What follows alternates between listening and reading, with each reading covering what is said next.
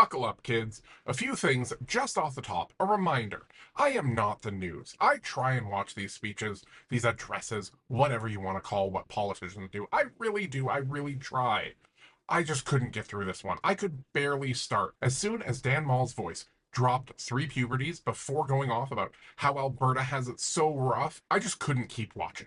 Like, real reporters should get medals for sitting through this shit. Now, fortunately, I can summarize what the CBC says she says. She gave spin about Bill 54, which would allow corporations, aka the oil industry, who Danielle works for, in Alberta to give politicians much more money. Because, as we saw with Citizens United in the US, more money in politics always makes things better for everyone, unless you're a woman, or indigenous, or gay, or a minor, or a man. Basically, it's bad for everyone who isn't receiving corporate bonuses while helming a company that's actively sabotaging society. But of course, Danielle Smith is selling this to her base as a chance for them to sound like idiots, because a lot of her base enjoys sounding like idiots. Now, legally, I'm not a lawyer, but a lot of people are suggesting that Alberta can't just secede, because it's largely treaty territory. So why would Danielle put out a bill that seems custom designed to encourage anti-Canada sentiment that the province can't even legally follow through on? Well, first you have to understand that Danielle shows all the signs of what you'd expect from a covert narcissist. Someone like Ronald McTower or Mr. Wondertwat, those are what we call overt narcissists. They think they're great, they want the world to know it, and they're going to keep talking about how great they are until no one in their right mind believes them. Danny is a different breed. Covert narcissists, also known as vulnerable or introverted narcissists, they're honestly dangerous in a different way. They tend to be much more practiced with plotting, scheming, and manipulation.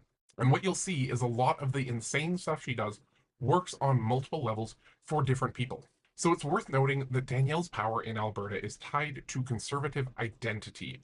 She needs conservative voters to see her as their leader. Doesn't matter if she's competent, doesn't matter if she's smart, doesn't matter if she's doing a good job, doesn't even matter if she's corrupt as all get out. So long as they see her as their gal, that's what she needs to retain power, which means she will never be kind to Mark Carney for more than a few seconds. It's not on the table. The Liberals often try to take care of Alberta in spite of provincial leadership. But at the end of the day, the myth of Albertan conservatism doesn't work if the poor and vulnerable are taken care of.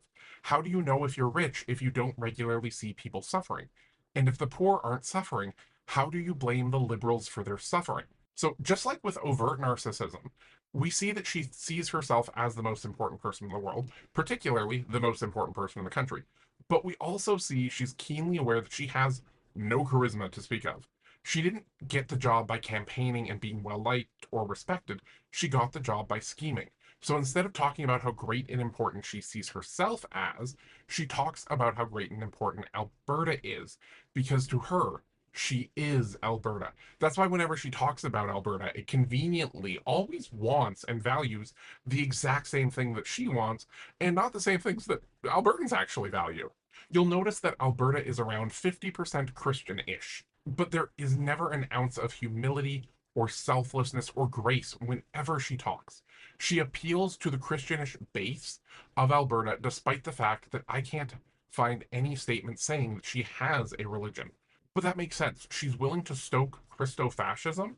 She's willing to encourage her followers to pervert any real version of Christianity that they have in order to be able to extract power from that later by appealing to their more base and, in Christian thought, sinful desires. Covert narcissism also comes out from what we've seen with her and Alberta Health Services. People catch her pulling shady shit, buying things that don't need to be bought for lots of money, but everything is always someone else's fault. She couldn't know what was going on just because she was the one organizing it all. And realistically, there's a good chance that stoking separatist nonsense is also a distraction tactic. Albertans could get upset if they keep reading news articles about how she's been wasting public funds and redirecting funds from the public system to the Catholic system where women are denied proper health care. If conservatives realized that particularly the women in their lives may end up dead because of Danielle's mismanagement of Alberta Health Services, they might be upset about that. Reporters have to keep moving on to whatever new scandal she's creating, and they can't necessarily go back to old news about how she's sabotaging things when she's sabotaging new things. Danielle Smith believes in nothing other than that if she keeps spinning more plates faster and faster than they crash to the ground, no one will ever hold her accountable. And she's planning on the idea that she'll be able to hold power until whenever the next election is, because the fact is, nobody wants to replace her only to then risk losing to the NDP based on her legacy.